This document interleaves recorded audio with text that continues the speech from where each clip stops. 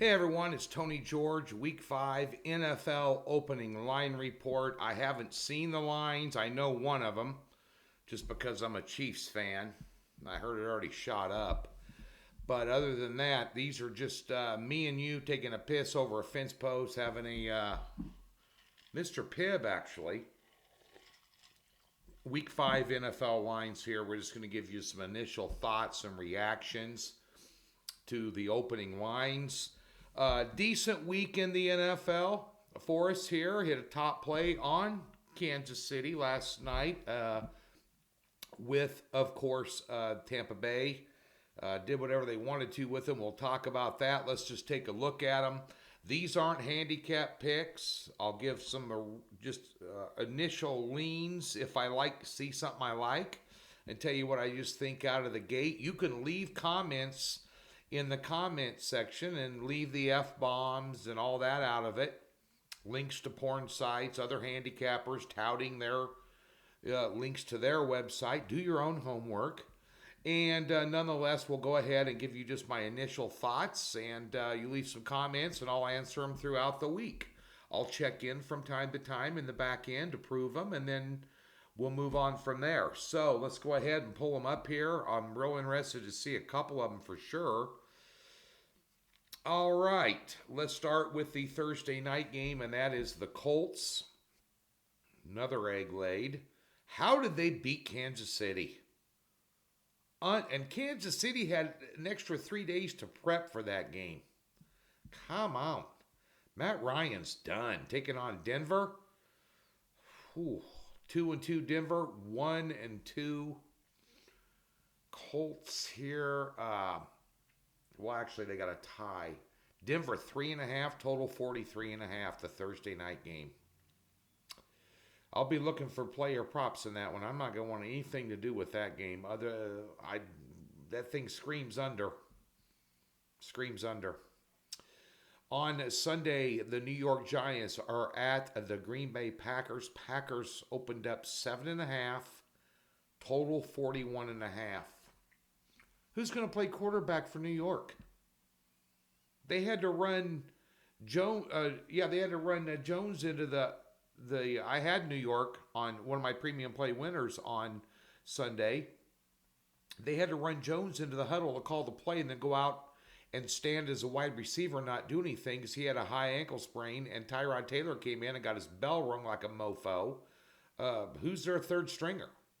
High ankle sprains don't go away. And the Packers are a mess. Honestly, they should have lost that game against Patriots. I mean, there were survivor pool guys flipping the frick out.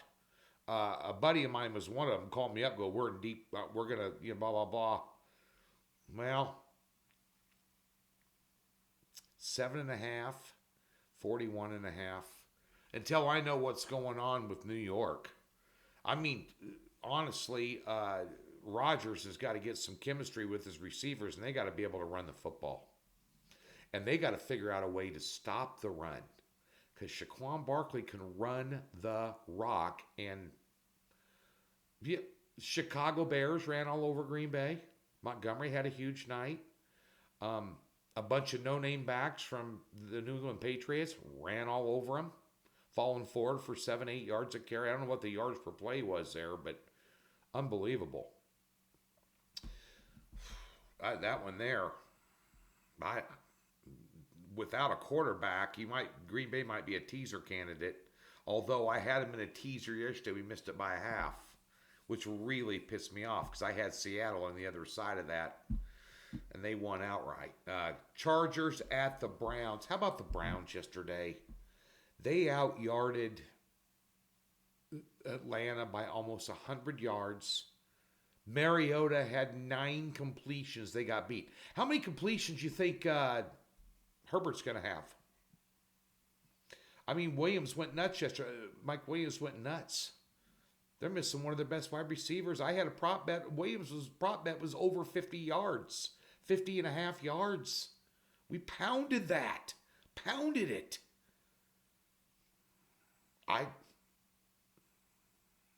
That defense... Cleveland's a 3-point underdog, total 47.5.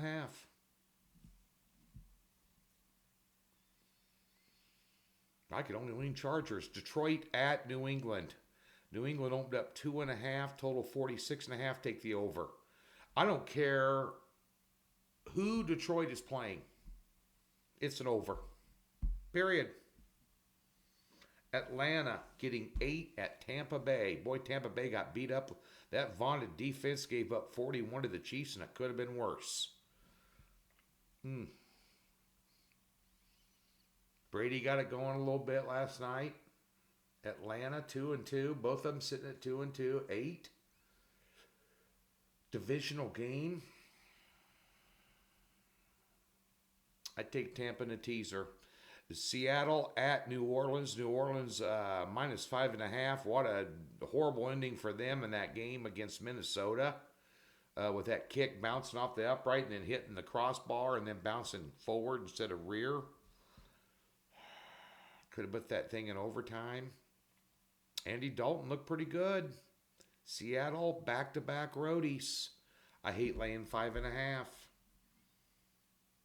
hate laying 5.5 in the NFL. And Seattle just has a way of just uglying it out and covering numbers. Houston +7 at Jacksonville. Jacksonville -7. 44.5. Houston. Better than advertised. Now, Jacksonville, you know that Red Rock video I do with Scott Spreitzer every week. I did take Jacksonville +6.5 for a free play in that Red Rock 6-6 video we do. They turned the ball over 6 times and were -5 in turnovers overall. And still only lost to Philadelphia, who's one of the best teams in the NFC, if not the best, by only 8. Houston's got a good running back. I don't know. Jacksonville, another teaser candidate. 44.5.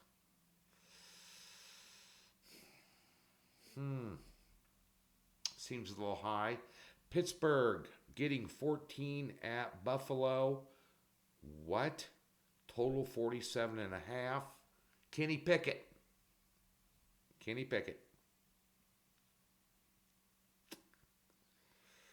Buffalo coming off back-to-back brutal games. Do just enough to get by. I could only take the Steelers.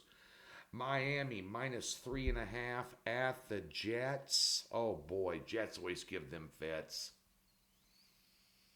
Jets are better than you think they are, and their quarterback, now that he's back, is a whole different dimension. And I saw that Tua is not playing this week. He's out on concussion protocol. The political correct thing to do, even if he is healthy, they're going to hold him out. Bridgewater, all he does is cover numbers.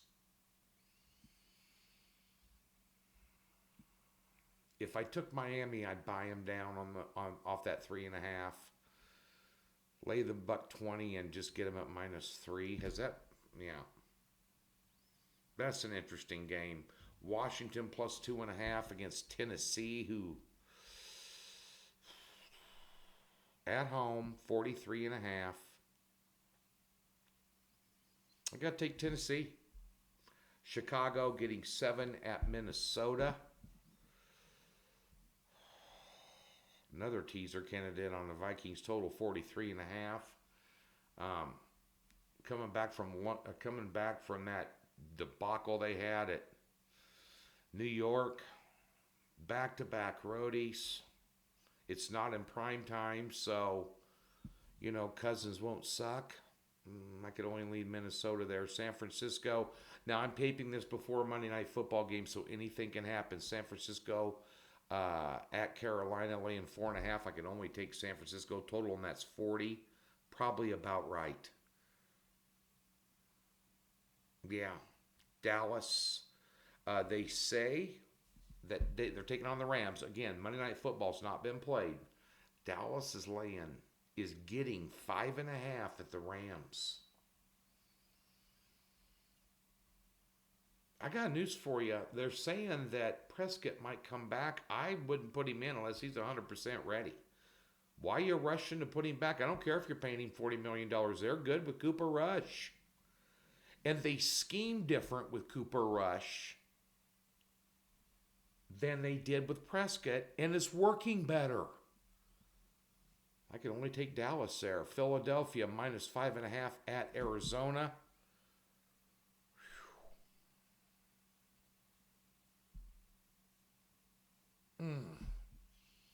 4-0 versus 2-2. Hurts and Murray.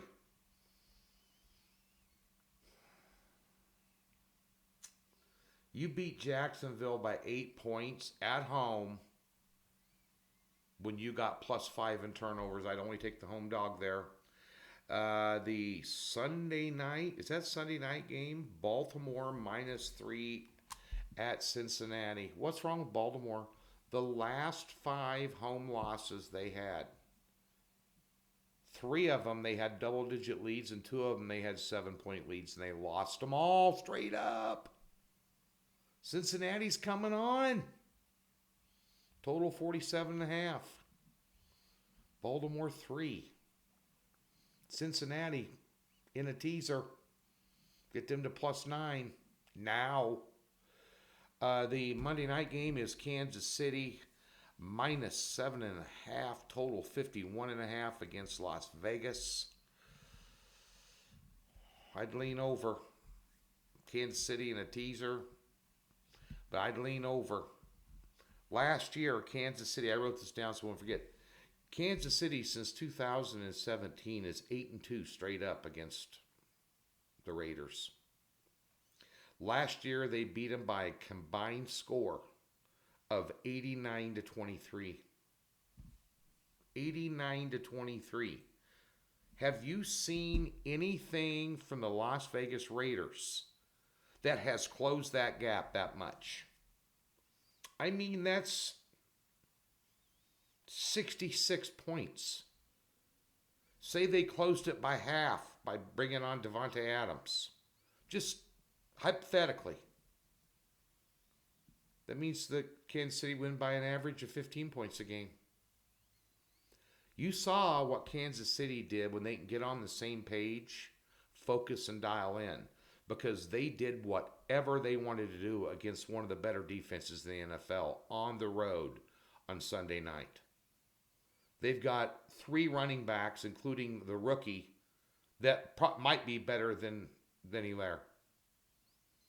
Tyreek Hill, I don't want to hear it. Who cares? You've got receivers all over the place, including the best tight end in the NFL and arguably the best quarterback in the NFL. And one of the better coaches in the NFL against a team that they own. They own them, and they're at Arrowhead. And bear in mind that Arrowhead's worth a full 3 points. Big time.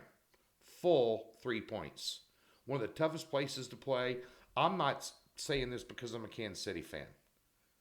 Now, I've been there. I've been to other stadiums around, including Seattle, which is extremely difficult to go play in. Anybody in football will tell you that Arrowhead is one of the top 2 or 3 stadiums that every team hates to go play in. So that being said, yeah, kind of know where I'm leaning, right? You know, there's some teams there you could do like a 4-team money line parlay. You know, like Kansas City, Buffalo. For sure. You know, just when you get 4 teams on the money line, Minnesota,